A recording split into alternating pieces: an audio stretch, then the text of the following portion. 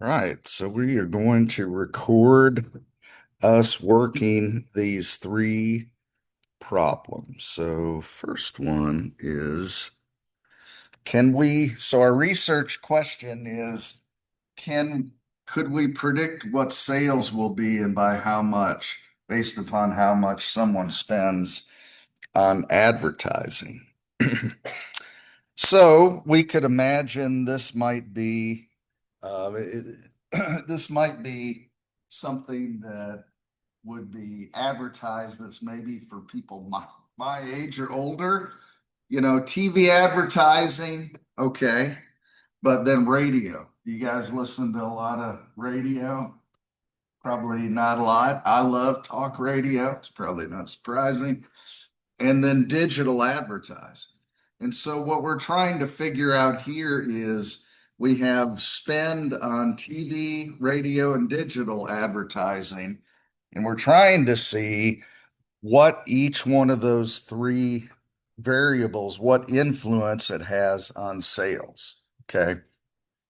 I think we've already sort of determined that these three should give us some information about what's going to happen to sales, up or down. So we are going to use a function in Excel, okay? Uh, data, data analysis, correlation. See, we don't have to calculate that really ugly, scary math. We don't have to do that. So we're clicking OK, correlation. Now, what's my input range? Okay. So my input range is I'm going to highlight the column headers. I'm going to go all the way down. Okay. Then I'm going to hit enter. I want labels in the first row. So what I'm going to get is this table with a bunch of numbers. And if I don't have the labels, which is the column headers, then I won't really know what I'm looking at. Okay. And the last thing I want to do is I want to select where do I want this data table to be? So I'm going to say, hey, I want it in this existing spreadsheet. So I'm going to select here right next to the data set, and I'm going to hit enter, and I'm going to click OK. All right. So you guys are going to help me interpret this, okay?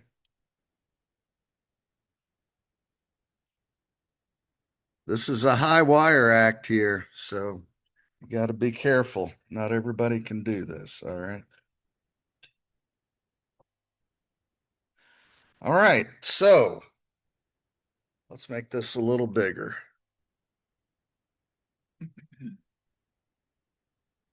One thing that we notice is that each variable is positively and perfect, or excuse me, is positively and perfectly correlated to itself, right? I mean, TV advertising moves at the same level as TV advertising. So we don't really pay attention to these too much. We just recognize that the same thing moves the same as the other. Yes, sir. Do we have this spreadsheet? You don't. This is just I'm showing you guys this, and then on Thursday we're going to do these. So, great question though. Thank you. Yeah, this is just me doing my little high wire act up here. Okay. Um, Colin, because I think I feel like you really are into this, which is awesome. So, radio advertising, does that seem like it has a fairly high correlation to sales?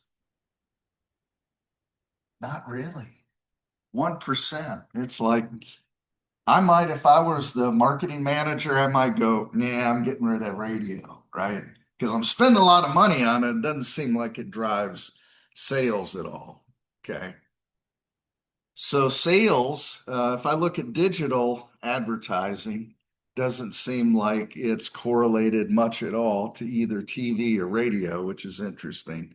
But moreover, what I think is really the biggest thing for us to take away is that each of these, right? Each of these types of advertising seem to have a positive influence on sales. Okay. Now, what would we say? I mean, first of all, that's good. It's the old saying that we know that half of all our advertising spend is wasted, but we don't know which half. That's the problem. So, good news, we see that advertising does seem to positively influence sales, but which one seems to be the most positive?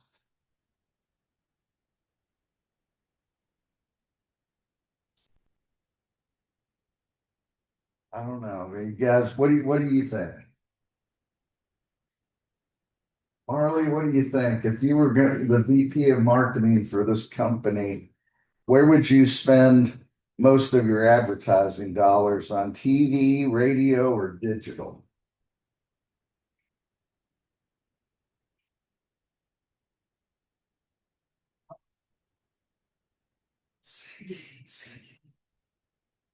TV, why? Look at this. Because 33 is bigger than 7 and bigger than 22, right? Yeah. So what we're saying is TV advertising seems to have like a 33% positive influence on sales. So that's fine. Thank you. It's great. So that's the challenge we have, right? In this example, we know that every dollar in advertising that we spend, it's not going to perfectly correlate to an increase in sales. We can see that. But what we can also see is that if I were the VP of marketing, I would spend my money first on TV, second on digital. I might even drop radio, but it doesn't seem like it makes much of a difference. Okay. So if we go back to our research question, can you predict what sales will be by how much someone spends on advertising? The answer is yes. And if I want sales to go up more, I'm going to spend more money in advertising on TV and digital than I would on radio. So, any questions about that so far? Seems pretty obvious. Okay. All right. So let's go to the next research question. So, can Amazon predict how much you will spend on a particular brand over your lifetime? I think we've established that they probably do a pretty good job of that. This is not Amazon data, as best I know, but let's just say that it is. All right, this is just a sample data set that I got. All right, so what are our variables here? We have how happy are you and how satisfied are you, right? If you go and you buy something, you're like, hey, man, it did what I thought it would, what it said it would do. I'm happy. Do you recommend it to your friends? One of the most important things we know from marketing is that if I recommend something to my friend or a business colleague, I'm really sort of putting my reputation on the line. And so if I recommend it, that's pretty powerful, right? Especially if it's to someone I like or love, right? Would you buy it again? Did you buy it again? Right? I mean, there are things on Amazon, right? Every time we buy stuff, it sort of pulls that up to the top. The next time I log in, like, hey, do you want to buy such and such again? Yeah, might as well, right? So that could be predictive. And then how much will you spend over a lifetime, right? So this is a variable that we call customer lifetime value. So basically what this says, and I guarantee Amazon does this, that has this calculation, basically says for each one of us, if we've ever bought anything off of Amazon, they have some kind of calculation about, hey, if I can keep this Ross guy a customer for the next 30 years, Lord willing, um, how much is that worth to me as Amazon? They'll have a number. And that number is important because that helps them try to figure out, okay, should I be really, really nice to this guy? Maybe just meaning nice. Okay. All right. So we're going to throw these four variables into a correlation uh, calculate a correlation matrix. So here we go. Data analysis, correlation, right? We already selected that. We need to make sure we reselect this so we get all the data. Okay.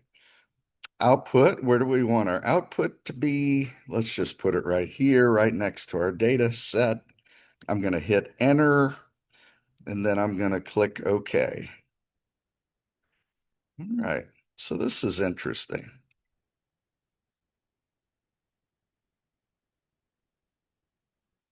Again, we see what are you doing?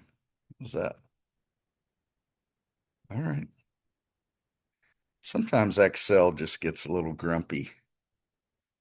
All right. So again, we notice satisfaction, recommend, did you buy it again, and how much will you spend over a lifetime? Those are all perfectly correlated with one another because they're the same thing. Okay. However, um, if we're looking at this one, and this is the one that, um, I think again, Amazon is probably super focused on. How much will you spend over a lifetime? Well, what seems to be driving that? Are you satisfied? Do you recommend it? And did you buy it again? Okay. So if I'm VP of marketing, let's say here at Amazon, and I want to figure out, hey man, who are the customers I really want to treat super nice? Well, I am sort of able to back into that by seeing, are you happy? Do you tell your friends and buddies how great it is? And did you buy it more than once? Okay. This is probably underwhelming information because you kind of go, well, that's pretty logical. But now we've got evidence to prove that. All right. Last but certainly not least, can you predict which website visitors will buy from you? This is really important, right? I mean, you guys grew up with the internet. When the internet first became a thing, at least in my awareness, we didn't know what a website was, we didn't know what email was. And all of a sudden, all these websites started popping up and all these domain names people were buying. Nobody really knew what it meant. We just knew that it was really big and we were going to have to deal with it. And so, here in 2025, what we're saying is it would be really nice for me to know if I can track how people are clicking around on my website, that would be helpful for me to know, are they going to buy from me or not?